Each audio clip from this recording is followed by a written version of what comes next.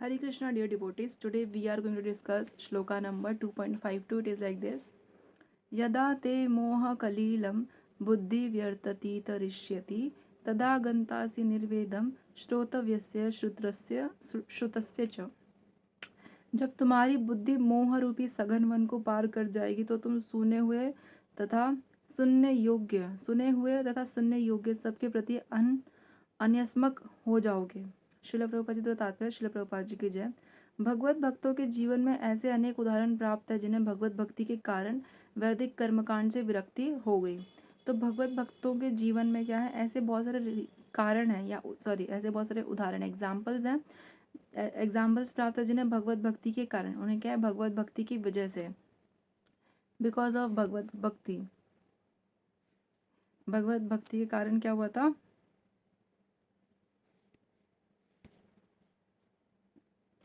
भगवत भक्ति के कारण वैदिक कर्मकांड से विरक्ति हुए थे।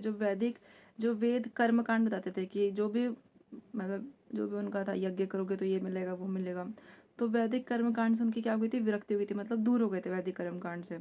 जब मनुष्य भगवान श्री कृष्ण को तथा उनके साथ अपने संबंध को वास्तविक रूप में समझ लेता है, जब इंसान क्या होता है, भगवान श्री कृष्ण को और उनके साथ हमारा क्या रिलेशनशिप है, क्या संबंध है, उसको वास्तविक रूप में समझ लेता है, तो वह सकाम कर्मों के अनुष्ठानों के प्रति पूर्णतया अनयास्मक हो जाता है। तो जो सकाम कर्मों के प्रति अनुष्ठान है, जो अनुष्ठान वगैरह होते हैं, उनके प्रति वो क्या हो जाता है, पूर्णतया अन्यमनस्क हो जाता है। मतलब उसे इतना ज़्यादा वो क्या है, डिपेंडेंट नहीं रहता कर्मकांडों अनुष्ठानों के प्रति। उसका जो बिलीव रहता है वो अनुष्ठान पे नहीं रह के बल्कि भगवान श्री कृष्ण पे शिफ्ट हो जाता है। जो पहले वो यज्ञ की तरफ जिस पर्सपेक्टिव से देख रहा था कि हाँ मैं इसकी पूर्ति करूँगा, ये यज्ञ करूँगा तो मुझे ये मिलेगा, वो यज्ञ करूँगा तो मुझे वो मिलेगा, वो जो उसका डिपेंडेंसी होता है यज्ञ पे या अनुष्ठानों पे, वो क्या होता है, फिनिश हो जाता है। भले ही वह अनुभवी ब्राह्मण क्यों ना हो, चाहे वो अनुभवी मतलब एक्सपीरियंस ब्राह्मण ही क्यों ना हो। भक्त परंपरा के महान भक्त तथा आचार्य श्री माधवेंद्र पुरी का कहना है, तो भक्त परंपरा जो परंपरानुगत आ रहे हैं, महान भक्त और आचार्य कौन है, श्री माधवेंद्र पुरी का कहना है, क्या कहना है, संध्या वंदन बृहदमस्तु भवतो भो स्नान तुभ्यम नमो भो देवा पितरश्च तर्पणो विधो नाहम शम्यताम यत्र कापि निषद यादव कुलोत्तमस्य कंसद्विष स्मारं स्मारमघं हरम मी तदलम मन्ये कि मन्येन में। हे मेरी त्रिकाल प्रार्थनाओं तुम्हारी जय हो। तो यहाँ पे क्या कह रहे हैं, हे स्नान तुम्हें प्रणाम है, हे देव पितृगण अब मैं आप लोगों के लिए तर्पण करने में असमर्थ हूँ। अब तो जहाँ भी बैठता हूँ यादव कुलवंशी कंस के हंता श्री कृष्ण का जी का ही स्मरण करता हूँ और इस तरह मैं अपने पापमय बंधन से मुक्त हो सकता हूँ। मैं सोचता हूँ कि यह मेरे लिए पर्याप्त है। तो हे मेरी त्रिकाल प्रार्थनाओं तुम्हारी जय हो। तो वो अपनी प्रार्थनाओं को क्या बोल रहे हैं, आपकी जय हो। हे स्नान तुम्हें प्रणाम है, अपने जो वो स्नान करते उसको क्या बोल रहे हैं, प्रणाम है। हे देव पितृगण अब मैं आप लोगों के लिए तर्पण करने में असमर्थ हूँ, मतलब जो उनके पितृ हैं उनके लिए तर्पण करने में क्या हूँ, मैं असमर्थ हूँ, असक्षम हूँ।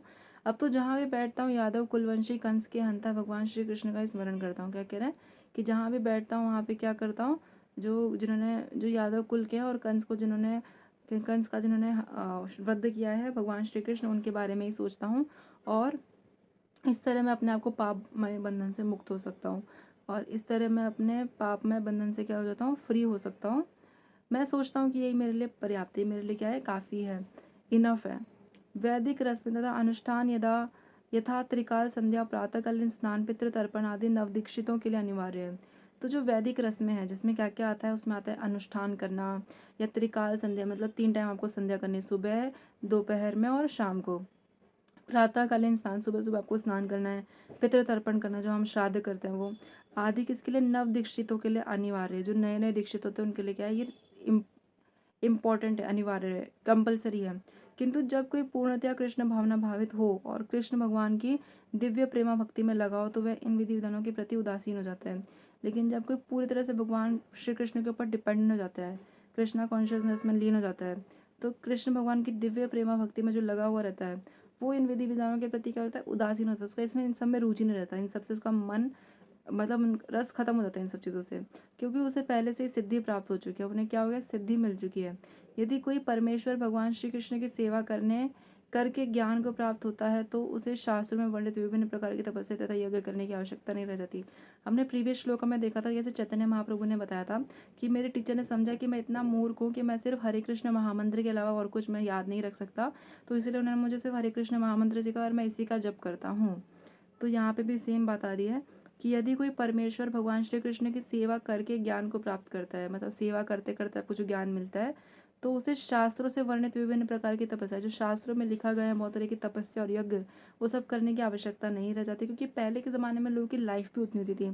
सबसे पहले सतयुग में 1 लाख ईयर लोग रहते थे, उसके बाद त्रेता युग में 10,000 ईयर रहने लगे, फिर द्वापर में 1,000 जीते थे लोग, और कलयुग में 100 ईयर्स ही मैक्सिमम लाइफ है किसी की भी। 100 के ऊपर कुछ लग जाता है तो उसका नाम न्यूज़ में आ जाता था कि इन्होंने 100 साल कंप्लीट कर लिया, अभी ये 100 साल के ऊपर जी रहे, क्योंकि बहुत बड़ी बात है कलयुग के लिए। तो हर एक समय के अनुसार उस समय पे विधि विधान थे। जिसके पास 1 लाख साल जीने के लिए वो 10,000 साल तपस्या भी करे तो क्या बड़ी बात है, तो अच्छी बात है। बाकी 90 ईयर्स वो अपना जो भी है वो करेगा। तो उस हिसाब से मतलब आपके पास कितना है उसी में आप खर्च कर सकते हो। पहले के लोगों के पास ज़्यादा समय था इसलिए ज़्यादा समय खर्च कर पा रहे थे, हमारे पास उतना नहीं, हमारे पास सिर्फ 100 ईयर्स है, उसमें हमारे बहुत सारे काम हमें करना है, लेकिन उसमें हमको भगवान को भी याद करना है। तो हरे कृष्ण महामंत्र जो है, जैसे मैंने आपको पहले बताया था कि भगवान से बड़ा उनका नाम है, और भगवान का नाम ही भगवान है, दोनों में कोई अंतर नहीं है। तो जब आप भगवान का नाम लेते हो तो इसका मतलब है कि आप आप उनको कॉल कर रहे हो बेसिकली, कि you are calling them continuously, कि हरे कृष्ण कृष्ण कृष्ण हरे राम राम राम हरे हरे। और जितने भाव से आप कॉल करोगे उतने भाव से भगवान आके बसाएंगे। अगर आप भी ऐसे ही बस करने के लिए कर रहे हो, हाँ बोला गया है, किसी ने बोला है करना है, 16 माला करनी है, मतलब मतलब किसी ने इंस्ट्रक्शंस दिए कि करनी चाहिए तो आप कर रहे हो, पर आपको कोई मन नहीं उसमें, तो ऐसा नहीं होगा। भगवान जो भावाग्राही जनार्दन है, वो आपका भाव देखते हैं। देखो भगवान के पास किसी चीज़ की कमी नहीं है, उनको कोई खाने की कमी नहीं, वो आपके खाने के लिए, आपके भोग के लिए नहीं आ रहे, वो आपका भाव देख रहे हैं, वो सिर्फ भाव के भूखे हैं। आप कितने प्रेम से उनको चीज़ें खिलाओगे। भगवान के पास जब वो अवतार लेके भी आए थे तो उनके पास यशोदा मैया के और नंद बाबा के बेटे थे, मतलब वो एक राजा के घर में थे, फिर भी वो गोपियों का माखन चुरा चुरा के खाते थे। क्यों? क्योंकि भगवान प्रेम के भूखे हैं। घर में तो उनके भी बहुत सारा माखन था, पर फिर भी वो किसी और के घर जाके चुरा के माखन क्यों खा रहे हैं। तो ये सब चीज़ें समझने वाली कि भगवान जो है भावाग्राही जनार्दन है, वो आपके भाव देखते हैं। आपसे उनको कोई लेना देना नहीं कि आप कितने अमीर हो, गरीब हो, छोटे बड़े हो। जो भगवान दुर्योधन का लेविश खाना छोड़ के विदुरानी के केले के केले के छिलके खा रहे थे, तो उनका आप क्या समझोगे। विदुरानी ने उनको केला, वो विदुरानी जब भगवान के घर गए तो भगवान इतने, मतलब वो इतनी खुश हो गई कि उनका मतलब एकदम एकदम ऐसा था जैसे फॉर एग्जांपल आपके घर पे प्राइम मिनिस्टर नरेंद्र मोदी जी आ गए अचानक से, और एकदम आप कैसे हो जाओगे कि फटाफट से आप अरेंजमेंट करने लगोगे, कि जाओगे किचन में, देखोगे कि जो सबसे बेस्ट होगा आप वो लेके आओगे फटाफट। मतलब he didn't inform you with before coming, उन्होंने आपको नहीं बताया बट वो आपके घर आ गए, अब वो आ चुके हैं। तो आपके पूरा घर वाले कैसे सोचेंगे, थोड़े से सोचेंगे ना कि कोई बड़ा इंसान आ गया है, तो एकदम सब लोग एकदम थोड़े से, तो विद्वान कैसे हो गई थी, एकदम एकदम वो बहुत खुश भी थी, और मतलब उन्हें समझ में नहीं आता क्या करो, और वो इतने इतने उसमें चली गई कि वो भगवान को केला ऑफर करना चाहती थी, बट वो छील के भगवान को खिला रही थी, तो जो केला था उसको फेंक दे रही थी, और जो छिलका था वो ऑफर करती थी, और वो एकदम भगवान के उसमें ली नहीं थी, और वो भगवान को दे रही, भगवान भी बहुत प्रेम से खा रहे हैं, प्रेम से खा रहे हैं, और उनको वो कुछ बोल भी नहीं रहे, कुछ कुछ कुछ नहीं। फिर बाद में जब भगवान वहाँ से चले गए तो विदुरा ने देखा ये क्या हुआ, मैंने तो सिर्फ उनको छिलके खिलाए, एंड देन शी रियलाइजेस कि उन्होंने क्या मिस्टेक की। तो यही है कि भगवान जो भावग्राही जनार्दन है, वो क्या बोलते हैं, मुझे पत्रम पुष्पम फलम तोयम। आप बताओ, आप पत्रम पे जी लोगे? अगर मैं सिर्फ आपको दिन भर से पत्ते ही खाने को दूँ, ये लो पत्ता, इसको खा लो, ये आपका खाना है, और आपको कुछ नहीं मिलेगा, क्या आप पत्तों पे जी लोगे? पर भगवान क्या बोल रहे हैं, मुझे पत्रम दो, मैं पत्रम स्वीकार करूंगा, मुझे पत्रम पसंद है। और पत्रम किसका? तुलसी का पत्ता उन्हें बेहद पसंद है। तो पत्रम, पुष्पम, पुष्पम भी एक्सेप्ट कर रहे हैं, मतलब गरीब से गरीब आदमी पत्ता अफोर्ड कर सकता है, पुष्प अफोर्ड कर सकता है, फलम, फलम भी अफोर्ड कर सकता है, और तोयम, पानी, जल, जल किसके पास नहीं होता। तो भगवान बोल रहे हैं कि अगर तुम्हारी इतनी भी क्षमता नहीं है तो तुम मुझे इन चारों में से कुछ भी दे दो। लेकिन इसका मतलब ये नहीं है कि भगवान ने बोला ये 4 चीज़ें मुझे दो तो हम बस उतना ही देंगे, नहीं। हमारी जितनी क्षमता है हमें उतना भगवान का उतना उतना सत्कार करना चाहिए, उतना उनको देना चाहिए जितना हम दे सकते हैं, क्योंकि सब कुछ उनका ही है, उन्होंने हमें दे रखा है, तो हमें उनको उनका ही सामान उनको देने में क्या हर्ज है। तो भगवान आपका मन देख रहे हैं कि आप कितने मन, आपका मन कितना बड़ा है। तो यहाँ पे क्या है, वैद तो जब कोई व्यक्ति पूर्णतया कृष्ण भावना भावित होता है और कृष्ण भगवान की प्रेमा भक्ति में लगा होता है, वो इन विधि विधानों के प्रति उदासीन हो जाता है, क्योंकि उसे पहले से ही सिद्धि प्राप्त हो जाती है, प्राप्त हो चुकी होती है। यदि कोई परमेश्वर भगवान श्री कृष्ण की सेवा करके ज्ञान को प्राप्त होता है, अगर उसे नॉलेज मिलता है सेवा करने से, तो उसे शास्त्र में वर्णित विभिन्न प्रकार की तपस्या और यज्ञ करने की आवश्यकता नहीं रह जाती, उन्हें नहीं करने पड़ते वो सब। इसी प्रकार जो यह नहीं समझता कि वेदों का उद्देश्य भगवान श्री कृष्ण तक पहुंचना है और अपने आप को अनुष्ठान नादि में व्यस्त रखता है, हम बहुत ज़्यादा अपना ब्रेन यूज़ करते हैं। तो हम बोलेंगे कि हमें अगर यही नहीं पता कि जो वेद है उसका उद्देश्य क्या है, उसका उद्देश्य कि भगवान तक हमें पहुंचाना, किसी प्रकार से यज्ञ करके अनुष्ठान करके मेन मोटिव है भगवान तक पहुंचना। और अगर हम ये नहीं समझते हैं और हम क्या सोचते हैं कि नहीं अगर मैं ये अनुष्ठान नहीं करूँगा तो मैं पीछे रह जाऊँगा, और उस अपने आप को अनुष्ठान में ही व्यस्त रखते हैं, अनुष्ठान आदि में ही व्यस्तता रखते हैं, तो वह केवल अपना समय नष्ट करता है, क्योंकि वो भगवान तक भी नहीं पहुँच रहा, ना उसका यज्ञ कंप्लीट हो पा रहे हैं, तो एंड में उसके पास जीरो रिजल्ट आएगा। कृष्ण भावना भावित व्यक्ति शब्द ब्रह्मा की सीमा या वेदों तथा उपनिषदों की परिधि की ओर भी लांग जाते हैं। जो कृष्णा कॉन्शियसनेस व्यक्ति होता है, शब्द ब्रह्मा की सीमा या वेदों व्यक्ति शब्द, ये जो कृष्णा कॉन्शियसनेस व्यक्ति है, ब्रह्मा की सीमा या वेदों तथा उपनिषदों की परिधि, तो ब्रह्मा जी की जो सीमा है, ब्रह्मा जी की जो लिमिट है, और वेदों की जो लिमिट है, और उपनिषदों की जो परिधि है, सरकमफ्रेंस है, उसको भी क्या कर देते हैं, पार कर जाते हैं। तो आप देख रहे हो कि कृष्णा कॉन्शियसनेस कितना ज़्यादा ही इंपॉर्टेंट है।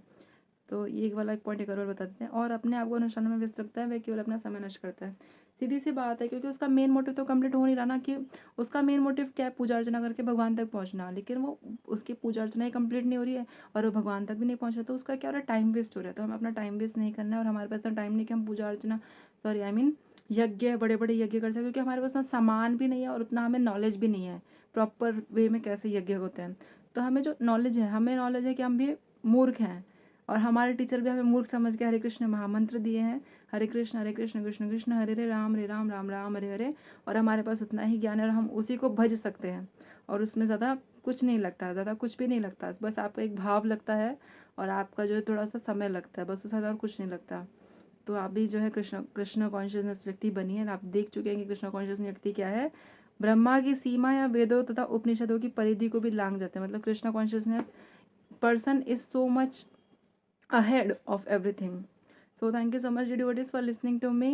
वंश कल्पतरुभ्यश्च कृपा सिंधुभ्यैव च पतितानां पावनेभ्यो वैष्णवेभ्यो नमो नमः। अनंत कोटि वैष्णव वृंद की जय। ग्रंथराज श्रीमद् भगवद गीता की जय। नामाचार्य श्रीदास ठाकुर की जय। प्रेम से कहिए जय श्री कृष्ण चैतन्य प्रभु नित्यानंद श्री अद्वैत गदाधर शिव सदि श्री गौर भक्त वृंद। हरे कृष्ण कृष्ण कृष्ण हरे राम राम राम हरे। हाथों को ऊपर करके बोलना चाहिए, पर अभी मेरे हाथ में बुक है तो सो दैट्स है। बट देन आपको भी हाथ को ऊंचा ऐसे ऊंचा करके हरे कृष्ण कृष्ण कृष्ण हरे राम राम हरे हरे भगवान जी को याद करना चाहिए और उनको स्मरण करना चाहिए। 24/7 इंटू 365 और लीप ईयर में 366 days. So thank you so much devotees. Hare Krishna पांचन प्रणाम्स।